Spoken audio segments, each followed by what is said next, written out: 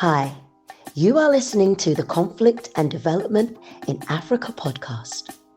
This podcast is for policymakers, governments, researchers, students, businesses, and anyone that is interested in conflict and development issues in Africa. On this podcast, we hear from experts from across Africa and the world. Your host, Dr. Michael Nwankpa, will ask the questions you would want answers to. Michael Nwankpa has an extensive experience spanning over a decade studying, researching, writing, and consulting on conflict and development issues in Africa.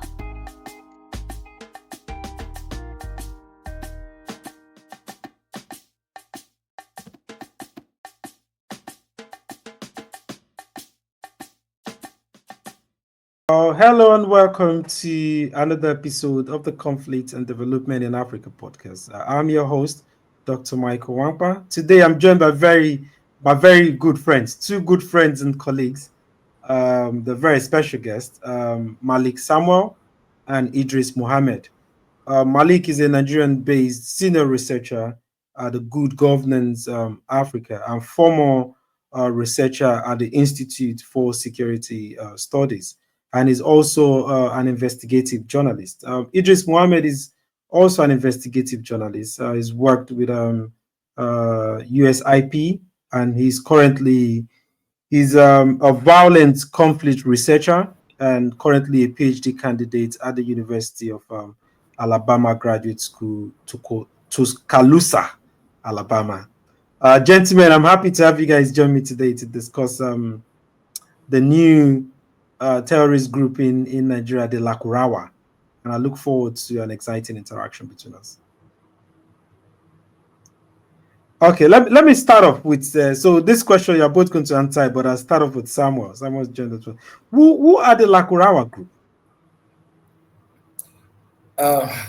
Thank you for having me, Dr. Michael.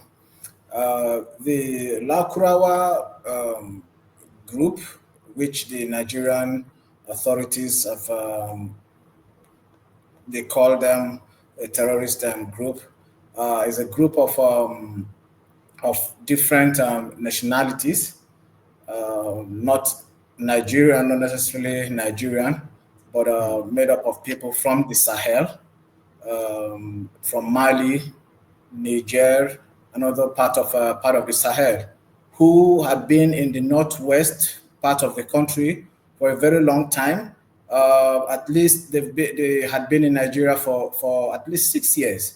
So I wonder why the military is just making it public about their presence, giving the public the impression that it's a new group. No, it's not a new group. In fact, this group, the Lakurawas, were people that were actually invited by community members affected by insecurity caused by banditry.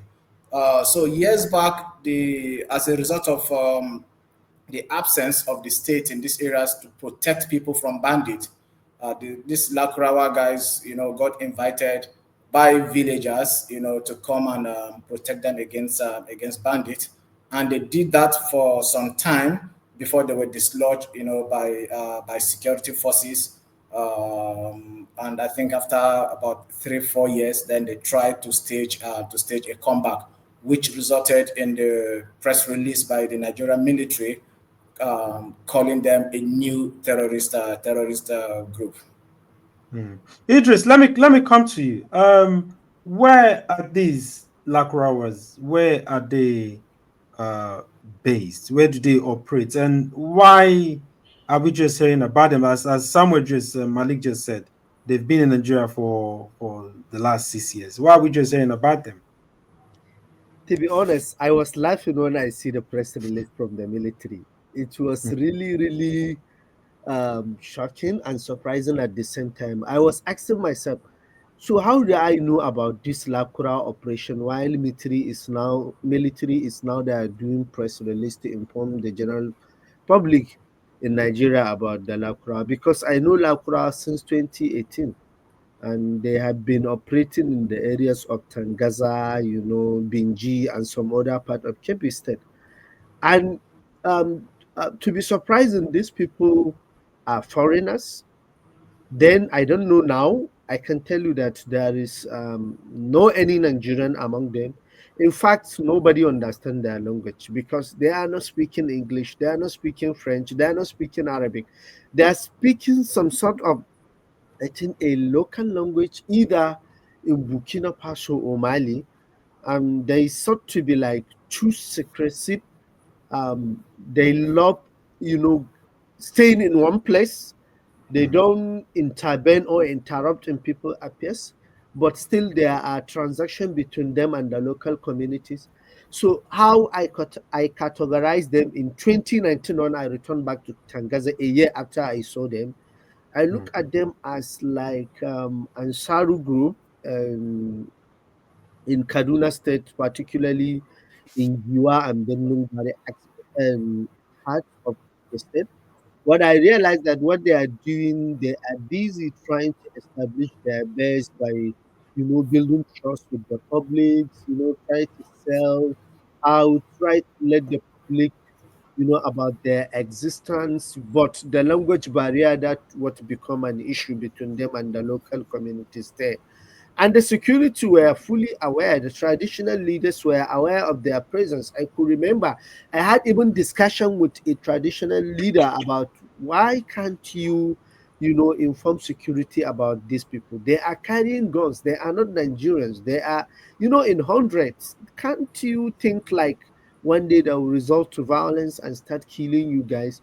He said, no, these people are even providing protection for us. Bandits are no longer coming to our places because of their presence, even though they didn't have any physical combat with the bandit, but their presence, sending a strong signal to the bandit that these people might, overpower them when they try to like invade our communities. But I saw this. I know these people do not have any good intentions still in the community. They try to recruit young people to join them, but they don't have the capacity like Boko Haram, to mobilize people to join them. But they are not Nigerians. They are mostly from Burkina Faso and Mali.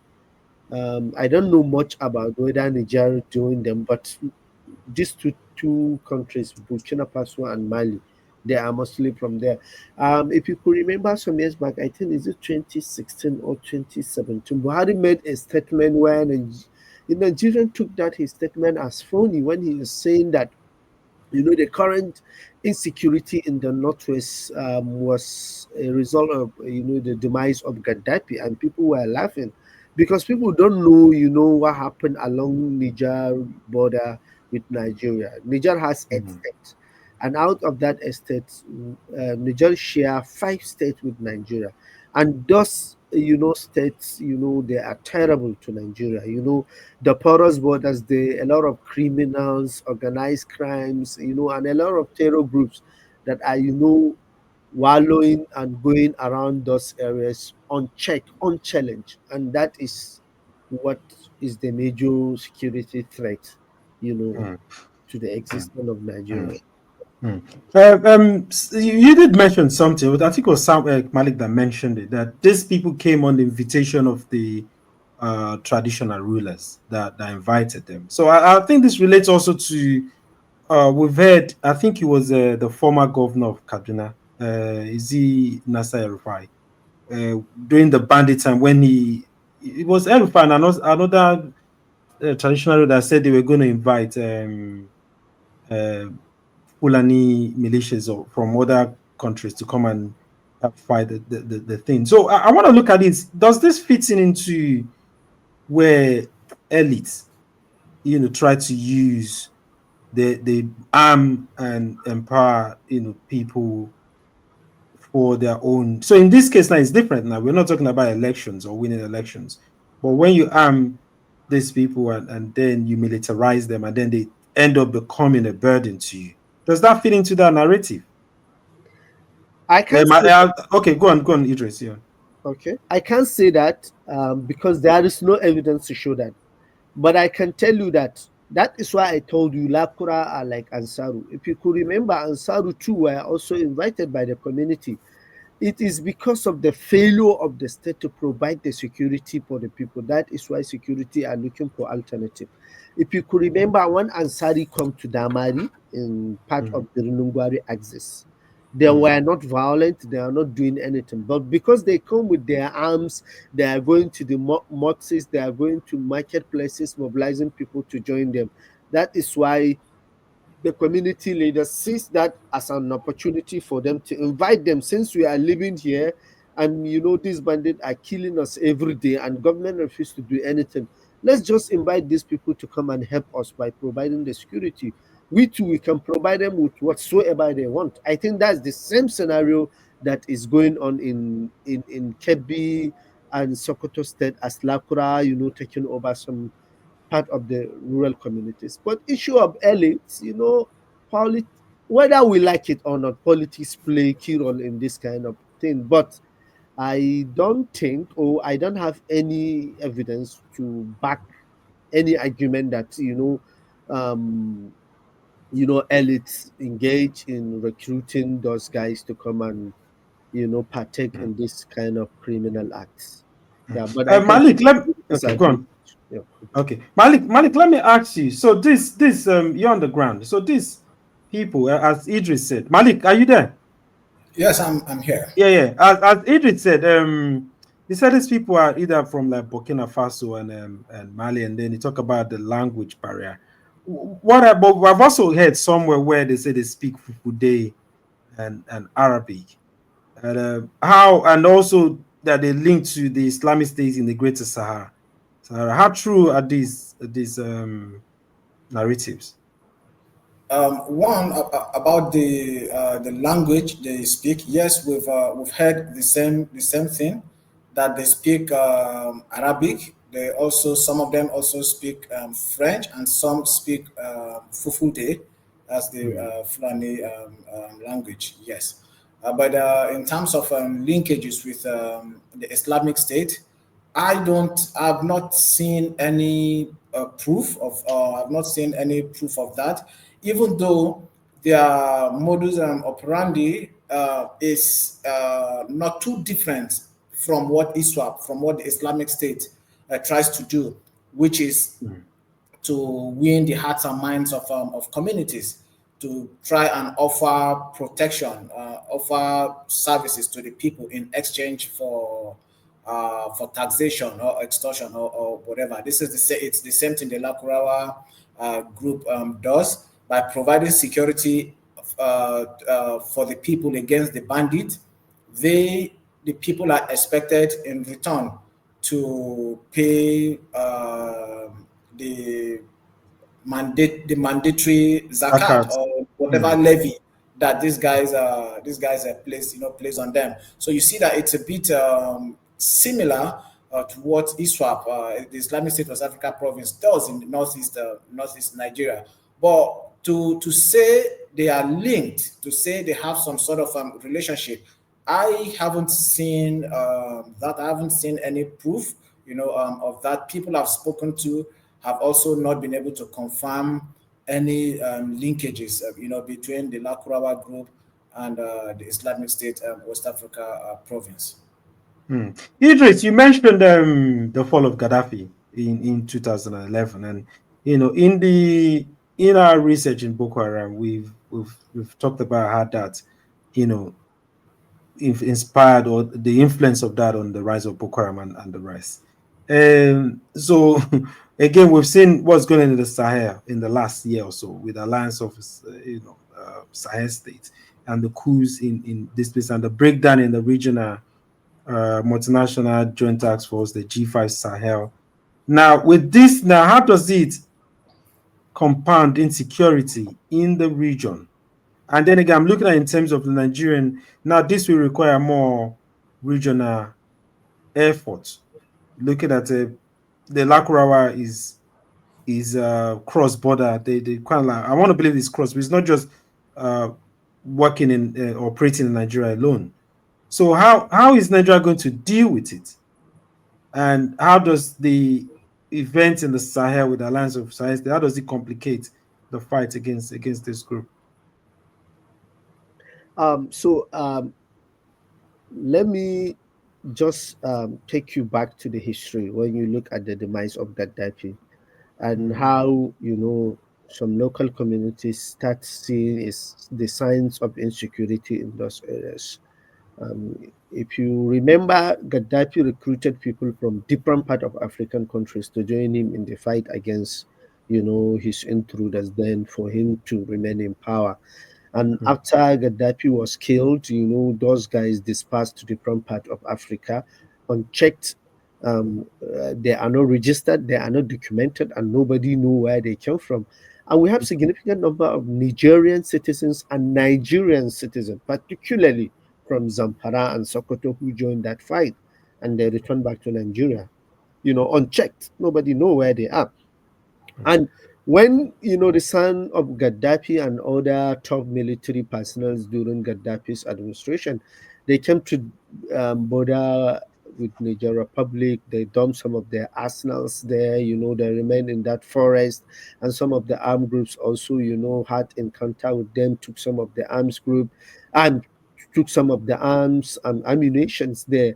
And I could remember in the border with Nigeria and Katsina, there were communities then where you can just walk in there with small, amount of money, and you get weapon, you get ammunitions, things, a lot of things were going there. I think that was the reason why Buhari was busy trying to shut the border. Then, saying on the issue of, they want to increase local production and some other thing. But wasn't true. Around 2000, 12 to 14, 15, there were a lot of criminal and terror related activities happening along the border with Katsina, Sokoto, Kebbi, all those states that share border with Niger Republic.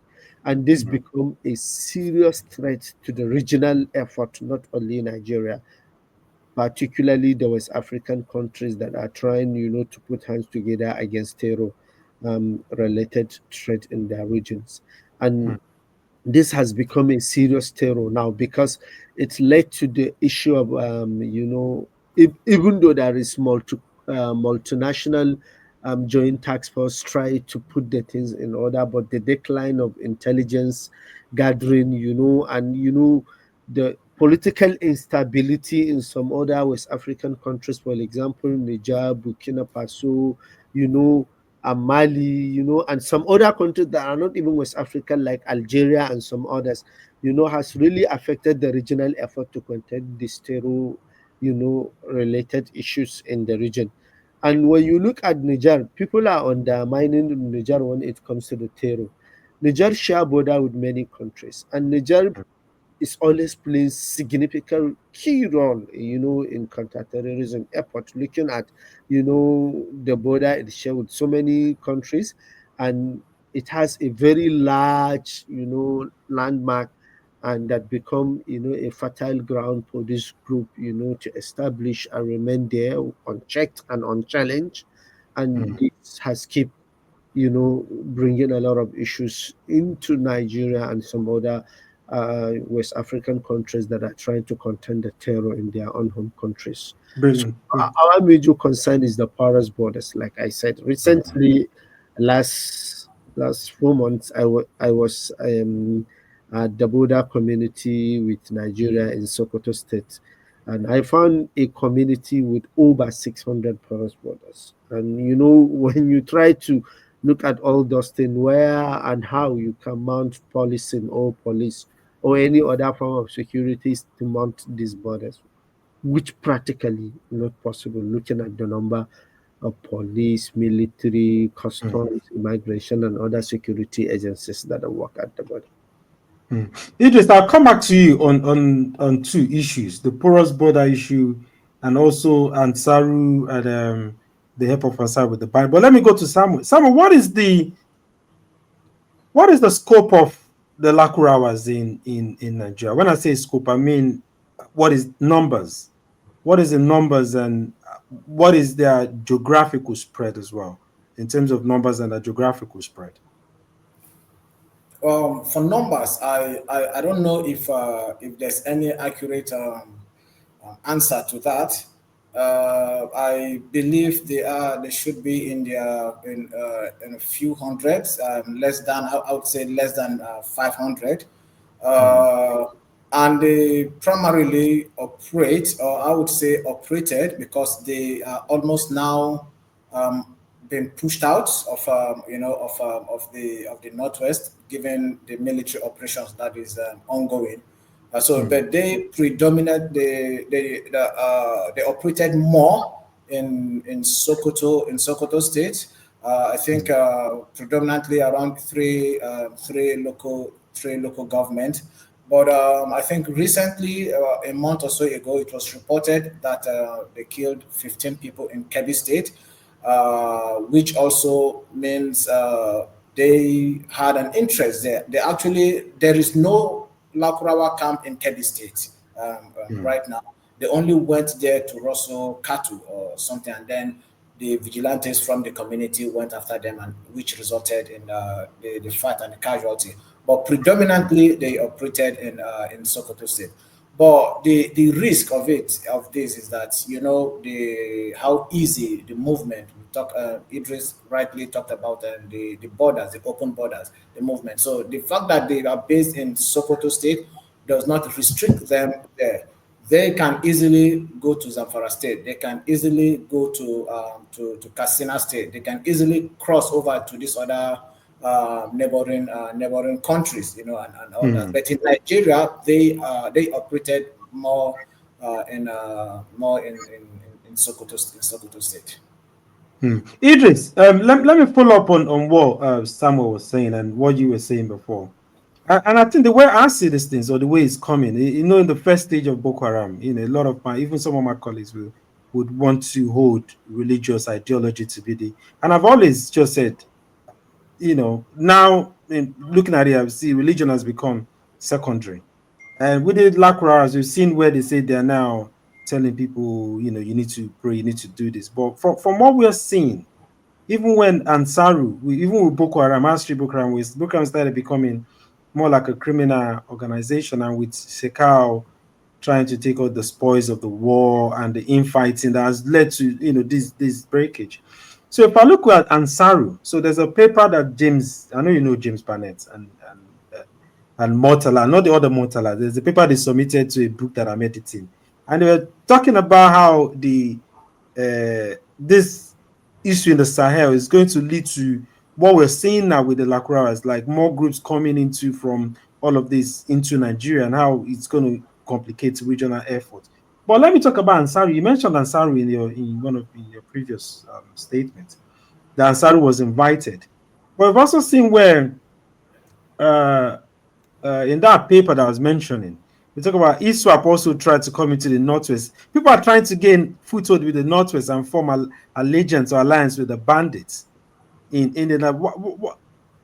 can you say about that situation and trying to? So I'm thinking there's more criminal, or am I going to say criminalization of all these so-called ideological groups have been criminalized, or just take a broad outlook into it. What's going on in the Northwest with this interaction between criminal bandit groups? On one hand, they say they are fighting bandit groups. On the other hand, you see some kind of criminal enterprise between the bandit groups and so-called Islamic groups.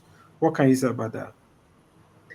So before we even go there, apart from Lakura, I can tell you there are other two groups in the Northwest, and nobody know their names. I know. And this group, they are not, violent also. They are not also Nigerians. So that is why I keep talking about border, because that's the major issue. So coming back to the issue of Ansaru, ISWAP, and Boko Haram, if you realize, even before the demise of Shekau, he tried his very best, to expand his network, by recruiting bandits into his network. But he couldn't, and he failed to do so. The same thing with Mamanur also. Mamanur also tried his effort to do that, but it wasn't work. Also, Khalid Al-Barnawi, when he came to Kaduna State, also he tried his very best to see how he bring Dogo Gite, Shahu, and so many others, gang leaders along Binungwari to come and join him, but they failed to do so. So all of them, they are struggling to bring Northwest into their own network, because networks, Northwest is a very big region in the country, and has the highest population. And when it comes to the economic indices, there are a lot of things to say, which I don't like to even mention them here. So that is why they are seen as an opportunity for them to bring this region into their own network, so that they will expand their, terror network into the country. But I can tell you, all they failed to do so. There is no any linkages between bandits to Boko Haram, ISWAP, or any other group. Even Ansaru that comes to the Northwest find it very difficult, to expand their network, because they tried to bring Dogo Jide and so many others, into their network. They failed to do so. They come through Malam Musa, who is in Damari, and so many other leaders that are in Ansaru who try their very best to bring all these bandit leaders into negotiation, but they failed to do so. And that's what resolved, I think, to the first encounter, I think, in 2022, where over 16, bandits were killed. And still, there are a lot of counter and encounter between the bandit and Ansaru in those communities, particularly in Shahu, Kwasa Kwasa, Kwadaga, Birnungwari, Kuyello, and many other communities. So I think the same thing I can say with Lakurawa. Lakurawa, up to now, I can relate, or I can link Lakurawa with religious ideology or ISWAP or any other group. Because I know sometimes, when new terror groups comes in like this, many researchers will try to link them with that. I can remember how I suffered battling with so many people when, bandit become popular.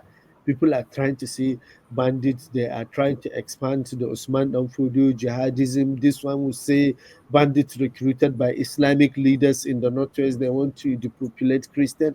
A lot of narratives from different researchers just try to sell out their own idea, by trying to showcase we are on the top of the situation by research. But I can tell you that I can't see any link between them with any other group. This will not, stop the fact that they might have the link, but for now, no any linkages. Malik, let's talk about the Nigerian response. So there's this typical that Nigerian response is always like very reactive, and from what Idris have said now, we don't see any kind of like ideological link, and then again, but this group have been criminalized and been prescribed as a terrorist group, whereas from what you and Idris have said, we see this is more a case of bad governance. This is so why is the government taking a reactive approach? Why do you think and what should they have done? Because I would think more intelligence even from what Idris have said, that we have this group have been lying fallow for years. So what is the state of our intelligence response to issues, and why do we always prefer the militarized response to what do they seek to benefit from it? First, I'd like to respond to comments by Idris about regarding the link between bandits and the violent extremist group, especially those from the north and from the northeast. Yes, there may not be permanent linkages, but there are some linkages, especially where it benefits both parties. For instance, before Shekau died, way before he died, I think as far back as 2019, 2020, he successfully had some established connection with bandits through his commander called Sadiku, who is now based in Niger State. So Sadiku had been in the region way before Shekau died, and he has continued staying in the region and of course, reporting to the new jazz leader, who is Bakura Doro. So, and if you look at the Kankara abduction, yes, a lot of people said the abduction was carried out by bandits. Yes, it was carried out by bandits. But then, how did Jazz Shekau come into the picture by having by taking credit, for this? It shows you some sort of connection. You look at the train attack, Kaduna, the Abuja Kaduna train attack, which was clearly a collaboration between bandits and Jazz, the Sadiku guys, where they made over 1 billion naira from that. So I do believe, and there's evidence to show that there are some linkages, especially because the criminality in the northwest rather, I look at it more from the perspective of organized crime that these violent extremist groups are trying to feed into, are trying to take advantage of, So that is on the side. But now, when you talk about the response, Nigeria's response, it's largely, like you correctly mentioned, it's been reactionary instead of being proactive. This is not just in the northwest. We've seen it in the northeast. We've seen it in the southeast. We've seen it in the southwest. And the problem is not that of intelligence. I keep telling people that Nigeria has a very, very good intelligence gathering mechanism. Maybe because I am privy to that, the SSS does excellent job in terms of intelligence gathering. The DMI, the Directorate of Military Intelligence, does a lot of intelligence gathering. The problem, the way I see it, is about collaboration between the different agencies, between the different security agencies. Do they talk to each other? Do they share intelligence? Do they work together? That is a question that I think they alone can answer. If you remember the train attack, the Abuja Kaduna train attack, it later emerged that there was an intelligence report about the attack, that attack was going to happen, that it might happen, but it was shared. So why was nothing done about that? You look at the Kuje prison break. It was also revealed later that there was intelligence report. Even the House of Reps, the Nigerian House of Reps, also had an investigative hearing where it was stated that there was not one, not two reports, about the likelihood of an attack on that facility. But it was nothing was done to prevent it. So the problem, I don't think, is intelligence gathering. The problem, I think, is the utilization of that intelligence. And I think Nigeria does not realize that military action cannot solve this, cannot solve a problem like this. I don't think it has worked. It has worked in many. It hasn't worked. I think it hasn't worked in many places where using military approach to solve a problem of insecurity or violent extremism. But here, for political reasons, the fact that we bury our heads in the sand like the ostrich and pretend nothing is happening. But when things then blow up, then we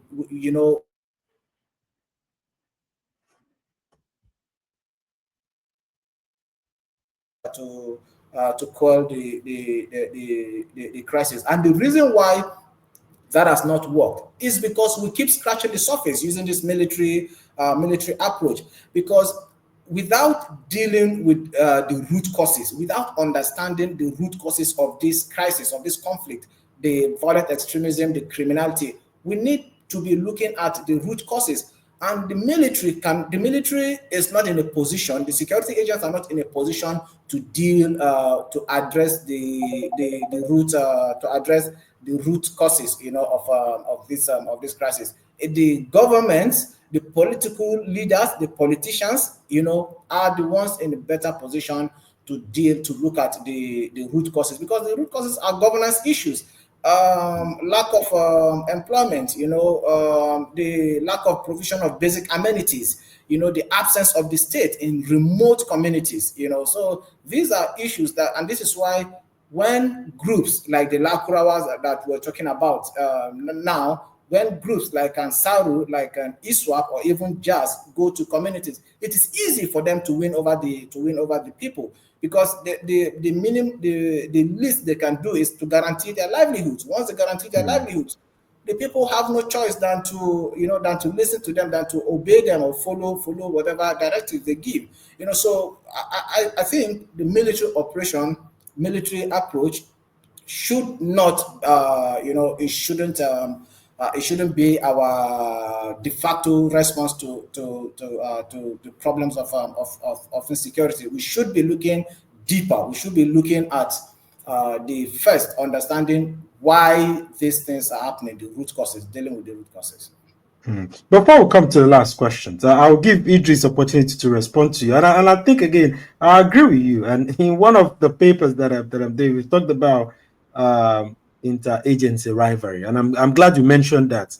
The problem is not so much about not having it's the interagency rivalry that also affected, I think in 2011-12, they had the joint task force that was really, really effective in pushing Boko Haram back. But then there was interagency rivalry between the Navy, the military, the this, and that sets the fight back. So I agree with you 100%.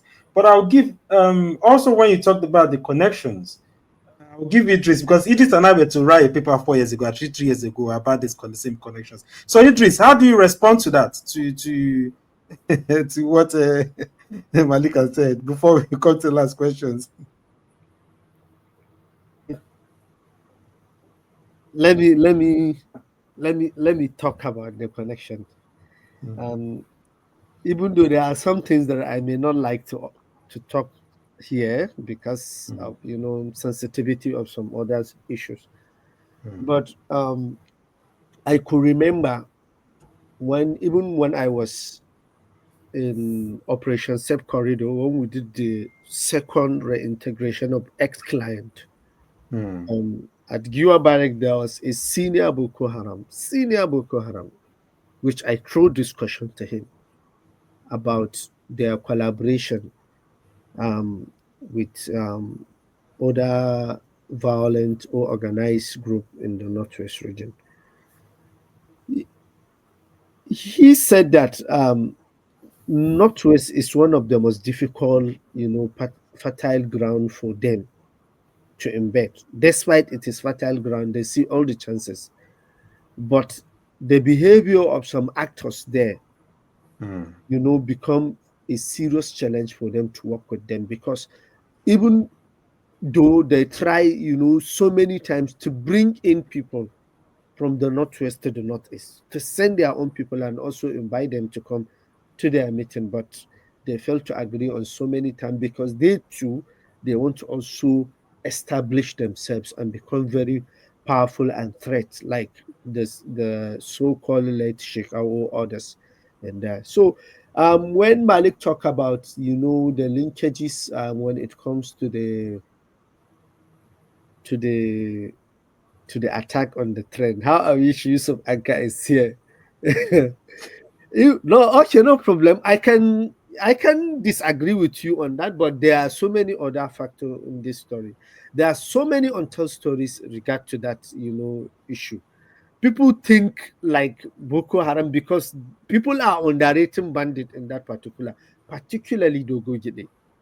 People are underrating, Dogo Jide, what he can do. That is why people are thinking like Dogo Jide cannot carry out that trend attack alone without the help of Boko Haram or any other terror group, not knowing that person is worse than even other some top commandant of ISWAP, not only Boko Haram.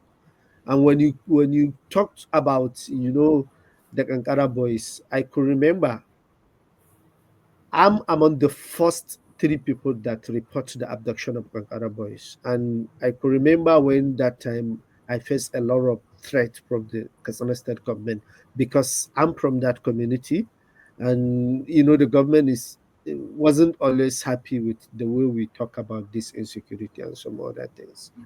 But Sheikh Al, what I can say, Sheikh Al just tried to take glory by any means. And Sheikh Al didn't play significant role in that abduction. What Sheikh Al does is, when he heard about the abduction, he reached out to the people because he already had contact with them. Said he can help in negotiation. That's what Sheikh Al did. He wanted just to help them in negotiating with the Nigerian government for them to get more money. And trying to do that, Sheikh Al just took the glory that he facilitated everything in the abduction. And if you could remember, even when they arrested one of them in Jibia, he said Sheikh Al has no hand in that abduction. They did the abduction, but the propaganda by terror groups, and some other things, they always want to show the world that they are, stronger, they are on top of the game, that is what is playing out. But I'm sorry, Malik, I'm still, maintain my point that even if there are linkages, not as strong as the way some, analysts are trying to throw in. Yeah. Yeah, I know there are a lot of meetings, a lot of conversation, but in terms of facilitation, I don't think something such happened. I agree with the both of you, and I think that there is. I think that we're talking. There's still linkages, so Yeah, it's just the degree and the scope of yeah, the linkage, whether they are significant or insignificant. But unfortunately, I wish we had more time. And like you rightly said, it is the untold stories, and I'm sure we have other opportunities, and even in our planned write up, which I'll invite Samuel as well. We'll do a couple of and tell the stories. It is our responsibility, even against all threats, to tell those stories. So we have to think. Well, Samuel is a good writer. I think Samuel yes, should, we let's yes we will after this. I'll quickly I would arrange another personal meeting. We will talk about how we would tell the stories. But in the meantime, I'll give each of you 2 minutes. I'll start with Malik to just round off to say, how do you see the Lakurawa group? How do you see this unfolding moving forward? The Nigerian government is dealing with a lot of groups and insecurities.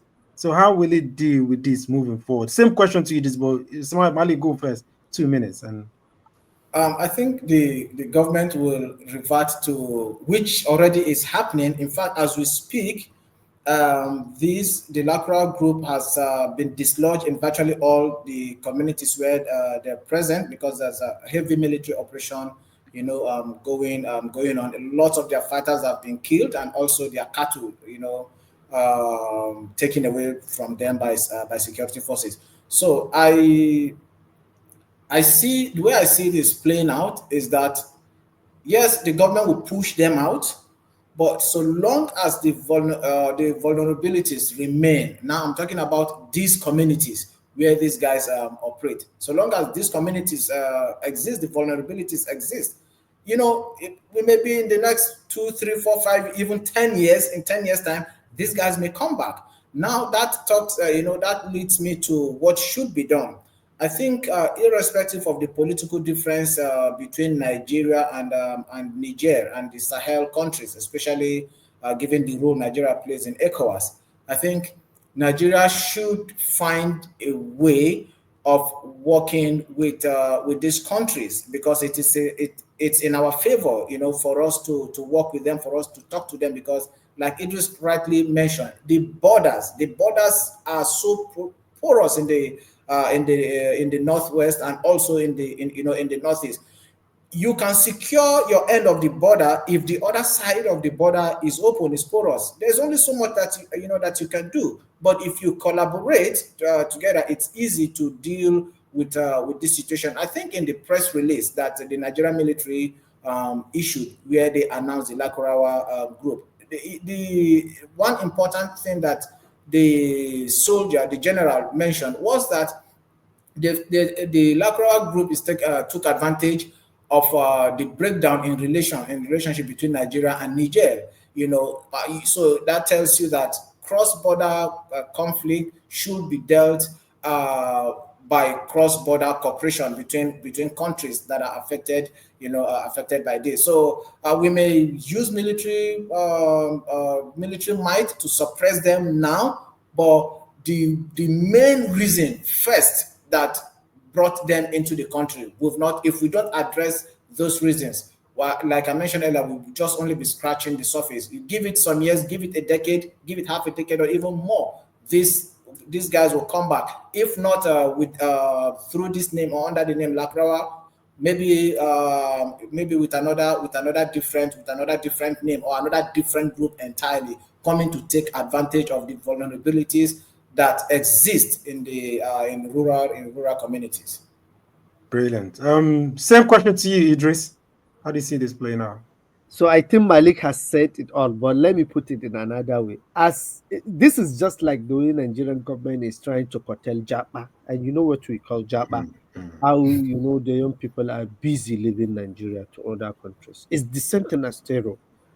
As long as the democracy we are practicing is not reflecting the interests of the masses, there is no way terrorism will stop in Nigeria. Let me tell you the reality. People are not joining terrorism because of religious ideology, because of the economic benefits. You become very powerful, you become strong in your community. Even those bandits, when you talk with them, they will tell you that because they have been abandoned there, a lot of injustice. How will you just wake up one day and see somebody is driving luxurious car, living in a very good place, while you are in somewhere else swallowing in an abject poverty, battling your fellow masses over religion or over thing. People are illiterate, ignorance, issue of climate change, and a lot of other, striking things that are happening at that region. As long as, the governance, refuse to address this issue, there is no way that can, end this insurgency. Like Malik said, they can use military forces now to do whatsoever they want to do. But do believe me, I'm not even go to the prediction Malik did. In the next 1 year, 2 years, another insurgent group will resurface with different names. That is the reality. As I told you earlier, there are some others in those border communities. Nobody even know their names. People will keep coming because they know this is fertile ground for them to recruit. What government should do is to do more of non-kinetic approach to this thing. Address, the push and pull factors of radicalization, violent extremism, unemployment, a lot of things. Government need to do a lot. Politicians need to put their differences and address, the issues in their various communities. I think that's what will work faster than any other thing. When it comes to the regional effort, Nigeria should put any differences that it has with, Nigeria, or they just want to, put smile on the faces of other countries, that have issue with this, and francophone countries. Let them sit down, with these African countries and understand the situation. If not, as long as they keep involving in this proxy war, the terror groups might take over the region. That's the reality.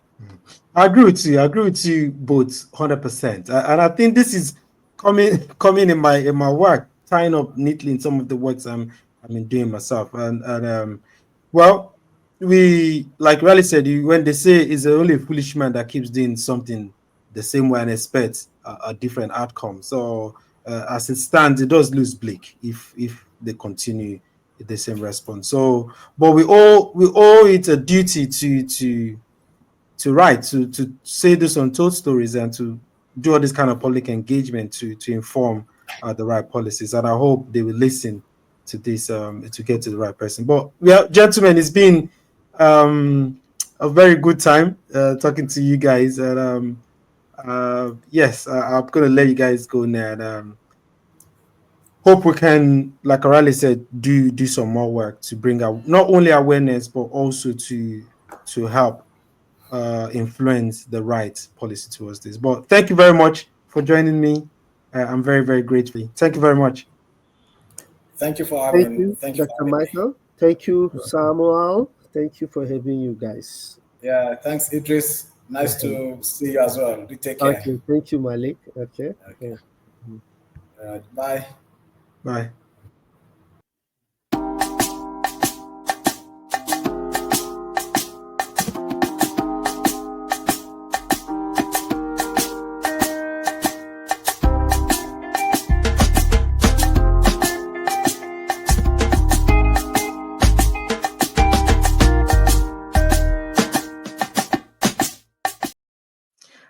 Thank you for tuning in today. This is an exciting episode. My good friends Idris, Mohammed, and Malik Samuel has provided a very deep deep analysis of the new terror group in Nigeria, the Lakurawa group, and other, terrorist groups or insurgent groups in Nigeria, and provided a way forward to how we should respond to this. Thank you for joining us today. I invite you, as usual, to subscribe, like the channel, and join me next week for another exciting and inspiring episode. For now, take care of yourself and stay blessed.